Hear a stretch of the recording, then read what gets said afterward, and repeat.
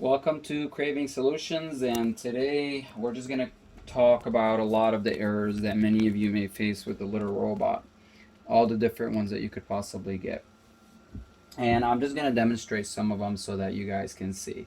In my earlier videos, we talked about how the flashing yellow, which is slow like this, just simply because the contact points over here, because you need to clean the contact points over here.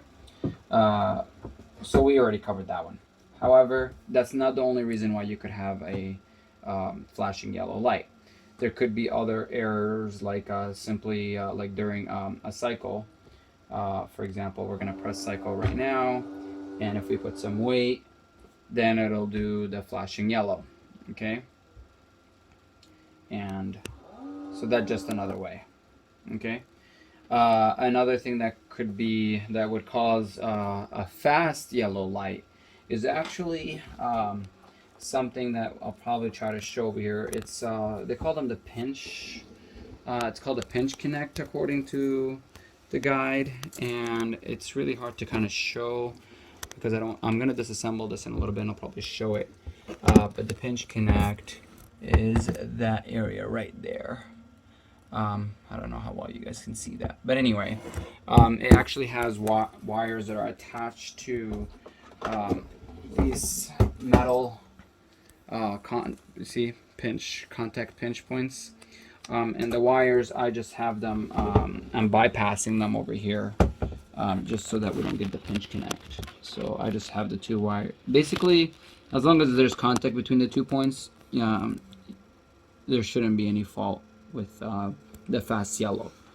There's also another issue where it will flash blue very quickly, not slowly, which means like there's something affecting your sensors here.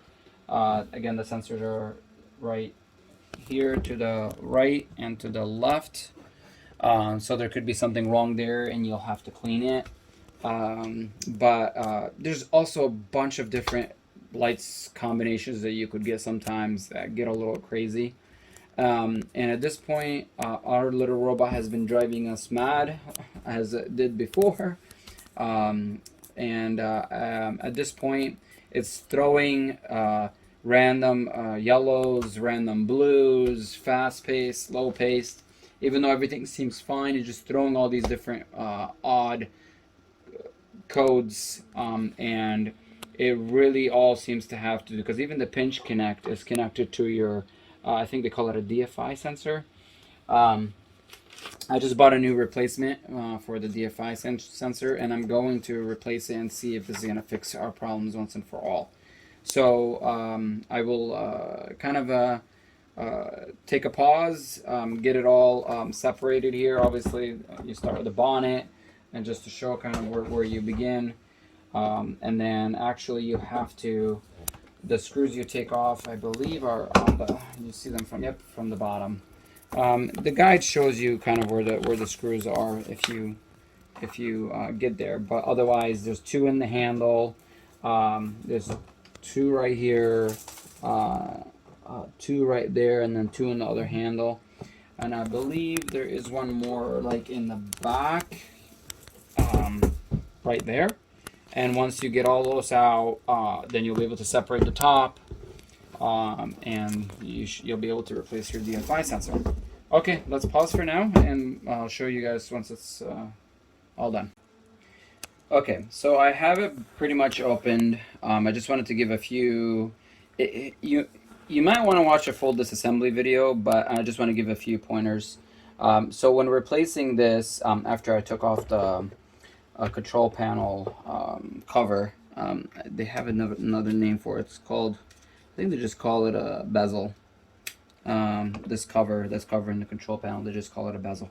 So anyway, after removing this bezel here, there's a harness that's holding all the wires here, and just it's this right here, and all you got to do to get it off, it's not really too difficult or anything like that. It's just you go to the other side, and I just use my fingers. I didn't even use nose pliers. I mean, you can use nose pliers, but I just pinched them, and pushed it out, pinched and pushed, and it came out. And I got my new ones in here now. I haven't fully secured them, but I just wanted to show the quick update on what you do in that part. Also, just be very, very careful. Also inside here, when you take it out, make sure you're holding the board, preferably where it even gets secured, and kind of wiggle it back and forth until you take it out. Don't just pull, because I don't want to, destroy any of the sockets in there or anything like that. We don't want to destroy anything. So just be careful when pulling it out. And then this motor is kind of hard to figure out how to put it back in, but this is just the way it should look. Just in case you're like, wait, how does this thing get pushed? It holds the wires down here underneath it. Also, this part is very important. Make sure that it's in place. This is what helps your little robot identify where the actual litter, the globe is. That's how it finds out where it's located, whether it's done with a cycle or not. And I'll kind of show you how that works in a little bit here as well. But for now, there's one more pointer that I'm gonna point out here. Obviously, when you're taking out there's the weight sensor. This is the weight sensor on the bottom, and the wire from here is running at the bottom. So you're just gonna have to take it out of the grooves here, and then just pull it out once you're done from here. But it connects to this, obviously. Okay, I'm about done. There is one thing I forgot to mention about,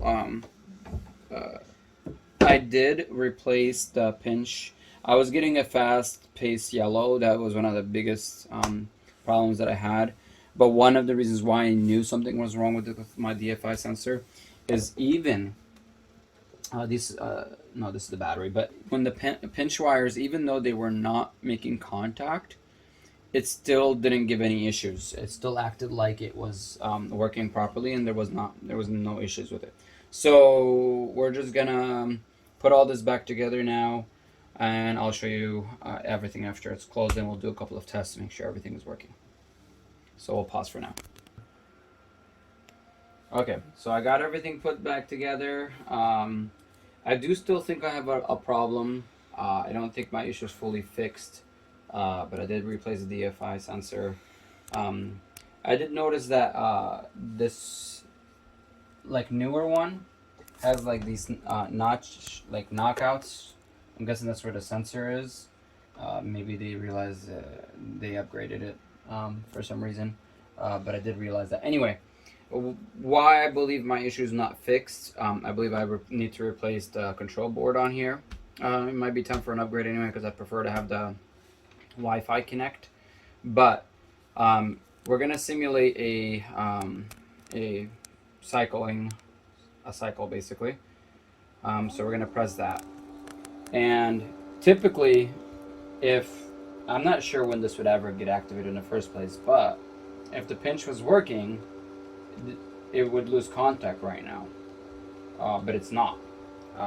It would be doing the fast yellow, but it's not, which is telling me this control panel is not reading the messages from the DFI sensor very properly. Because you see here, it does. It'll stop the. Here, we'll continue the cycle. It will continue, and if I did the wait, it will stop, and then we can hit continue. So something is clearly wrong. And by the way, if you're ever needing to do this just to kind of see, the globes have two magnets on the top and bottom. They're kind of white, and so I'm simulating that there's a globe in here. So right now I'm telling it that it's empty, and that's gonna start spinning back to the going towards the home position. And now I'm gonna do it one more time, letting it know that it's almost done. Kind of, again, you could just do this with a magnet, and that's what I'm doing right now, simulating it. Come on.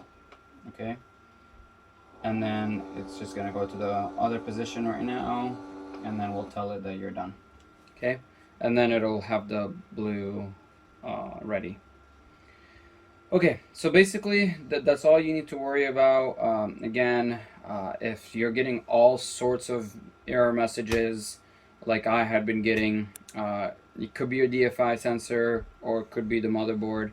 I'm gonna have to replace send back the sensor back to Little Robot, unfortunately, because obviously it didn't fix my problem. There was nothing wrong with my DFI sensor, but I suspected there might have been because whenever I would try to activate the pinch, it would not do the fast pace yellow that it would normally do. So yeah, I hope this video helps everybody out. I will not. I mean, I will keep this video just so you guys understand what's going on. But if for some reason me replacing the motherboard still does not fix my issue, I'll probably not even post this video up. Or I'll mention it in one of the top comments or something, or put it in the description or something like that, just to let you guys know that that's not what the problem was, and it doesn't make sense. I mean, obviously it's either that or the motherboard. It can't be anything else. As always, be sure to like and subscribe and comment. I appreciate all your support. Every comment really motivates me to do more, and I hope this does save you some time and frustration. And gets your Little Robot working for you much longer. Thank you for watching, everyone. Take care.